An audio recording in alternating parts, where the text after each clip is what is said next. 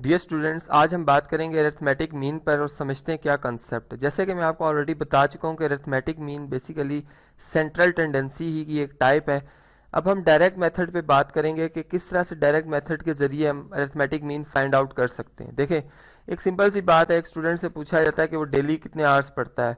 अब इसमें 7 आवर्स वो किसी दिन पढ़ रहा है, किसी दिन 8 आवर्स पढ़ रहा है, किसी दिन 9 आवर्स पढ़ रहा है। लेकिन जब वो बात करेगा, हमें बताएगा, इन्फॉर्मेशन देगा, तो कहेगा कि मैं 8 आवर्स अ डे जो है वो डेली पढ़ता हूँ। ठीक है, अब यहाँ पर उसने क्या वर्क किया था इसको समझते हैं। बेसिकली 7, 8 और 9 ये 3 क्वांटिटीज़ हैं, इनका सम किया जाए और इनकी क्वांटिटी से, यानी 3 इनकी क्वांटिटी है, इन पे इसको डिवाइड कर दिया जाए। तो ये आप देख सकते हैं कि इनका सम जो है वो हमारे पास 24 बनता है डिवाइडेड बाय 3, जो कि 8 के इक्वल है। ठीक है, तो यहाँ पर 8 आवर्स अगर उसने कहा तो इस बेस पे क्या है कि इसने तमाम वैल्यूज़ को ऐड करके और 3 क्वांटिटी पर इसको डिवाइड करते हैं। तो बेसिकली ये जो हमारे पास तरीका होता है इसको हम डायरेक्ट मेथड कहते हैं। अब इसी को अगर हम जनरलाइज कर लें, यानी एक फार्मूला बना लें, तो यहाँ पर अरिथमेटिक मीन को ज़ाहिर तौर पर, यानी हम आम तौर पर जो है वो एक्स बार से या ए डॉट एम से ज़ाहिर करते हैं। ठीक है, और इसकी जो टेक्निक है वो इसी तरह से है कि आपके पास फ़र्ज़ करें एन ऑब्जर्वेशन है, जैसे x1 पहली ऑब्जर्वेशन हो, x2 दूसरी हो, x3 तीसरी हो।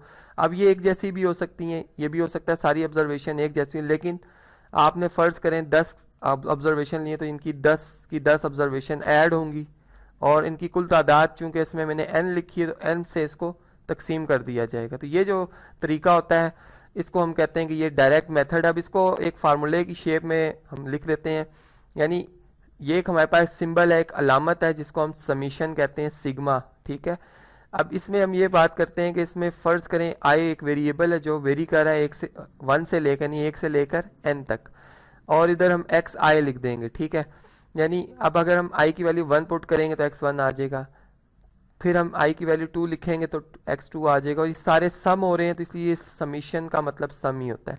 और डिवाइड करें, हम तकसीम करें इसको इनकी कुल तादाद से, n से। अब एक एग्जांपल से इसको समझते हैं। देखें, फ़र्ज़ करें मेरे पास एग्जांपल कुछ इस तरह से है कि एक स्टूडेंट है, उसने 5 एग्ज़ाम्स दिए हैं। एक ही स्टूडेंट है, इसने 5 एग्ज़ाम्स दिए हैं। पहले एग्ज़ाम में उसके 64 नंबर आए हैं, फ़र्ज़ करें मैथ की बात करते हैं हम। ठीक है, 64 नंबर आए हैं।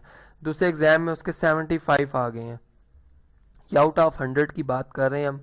इसी तरह थर्ड एग्ज़ाम में उसने 81 नंबर लिए हैं, फिर 87 लिए हैं, और लास्ट में उसने 90 ले लिए हैं। अब 5 एग्ज़ाम्स में और टेस्ट के हवाले से अगर हम देखें तो उसके डिफरेंट मार्क्स आए हैं। ऑन एवरेज अगर हम देखें कि इसकी पूरी कारकर्दगी पूरे साल क्या रही, यानी इन द एंड अगर हम ये बात बताना चाहें तो क्या करेंगे, इस तमाम ऑब्जर्वेशंस को, यानी 64, 75, 81, 87 और 90, इनको हम क्या कर देंगे जी, सम अप कर देंगे और इनको डिवाइड करेंगे इनकी कुल तादाद से। इसमें जो हमारे पास इनकी कुल तादाद ऑब्जर्वेशन की वो 5 है, तो 5 पे इसको जब तकसीम किया जाएगा, यहाँ पे जी स्क्रीन के सामने ले आते हैं। देखें जी, 5 पे जब इसको तकसीम किया जाएगा तो पहले इनका सम देख लेते हैं। सम क्या बनता है, इन तमाम वैल्यूज़ का सम बनता है जी 397। ये आप कैलकुलेट भी कर सकते हैं कैलकुलेटर से। तो ये 5 पे जब इसको हम डिवाइड करेंगे तो हमारे पास अरिथमेटिक मीन जो आएगा वो 79.4 आ जाता है। ठीक है, तो हम ये कह सकते हैं ऑन एवरेज इस लड़के की या इस स्टूडेंट की जो कारकर्दगी रही है वो 79.4 है, इसकी एवरेज जो वैल्यू आई है। तो ये एक कंसेप्ट था कि अरिथमेटिक मीन क्या होता है, और फिर हम इसका एक तरीका है जिसको हम डायरेक्ट मेथड कहते हैं, उससे हम कैसे इसको फाइंड आउट कर सकते हैं।